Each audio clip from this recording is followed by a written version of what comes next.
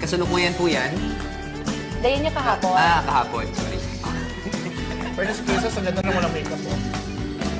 Tsaka gusto ko yung timeline na kahit gabi na, umaga pa rin sa kanila.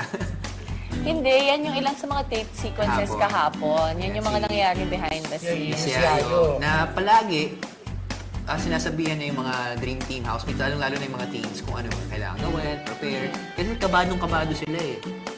Ang gusto ko malaman, Robbie, si Miss Yayo lang ba ang added actress dun sa live drama o may iba pa? May ano pa, 80. Ang grabe Wow, naman yung asap.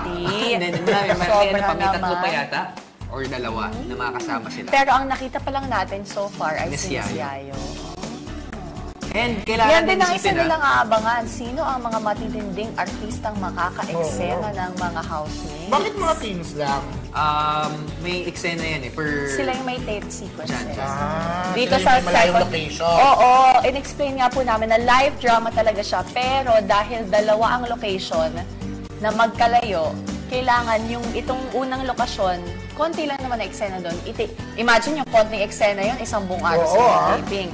Konting eksena yun. Ang karamihan pa rin ng mapapanood ninyo ay live doon sa second location. 95%. Na secret location din, bukas. Oy, pero take note natin kasi hindi lang pressure sa mga teens yung karga nila sa acting. Pero kasi, first time din nila in a long time na lumabas ulit. So, nanibago na naman sila sa environment, nabigla sila. Ay, ito yung nung gabi, Robbie.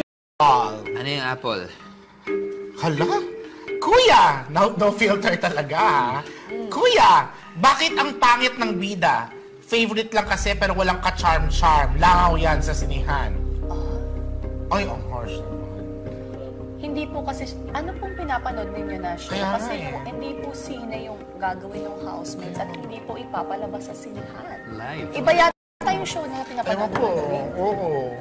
Baka diary ng pangit, yung ano? Oo. Baka iba yung pinapanood pelikula. nito. Kasi di ba yung character ni Diary ng Pangit, yung character ni Nadine, di ba? Oo. Hindi kagandahan doon, nagumanda na lang. Oy, tsaka, Baka yun ang pinagsasabi. Kasi sa live drama, ang gaganda ng bida at ang popogi ng bida. may mga, kasi, shows din, so, since no filter naman, na pwedeng maganda nga ang characters, pwedeng hindi. Pwedeng maganda, na namang talent, pero pwedeng hindi, na may hugot, may mga experiences na pwede din dalhin sa eksena. Kasi, let's be real. Mga teleserye ngayon, mga programa, hindi pinapanood dahil sa maganda yung bida, kilala yung bida, sa story at saka dun sa galing ng tao eh. Oo naman, ang dami na po dating teleserye na minsan napakaganda ang bida, hindi naman masyadong pinapanood. Diba? Doon talaga tayo sa, at least ngayon natututo na yung taong bayan, tsaka yung mga kapamilya natin na ang nagdadala sa buong teleserye o sa isang programa ay yung storya, number one, at saka yung talento. Grabe naman makasabi ng pangit yung bida. Iniisip ko ako sino sa housemates na natitira ngayon yung pangit. Parang Kung si Apple Cruz, sino bang sinasabihan niyang pangit ang bida? Sino ba? Kung si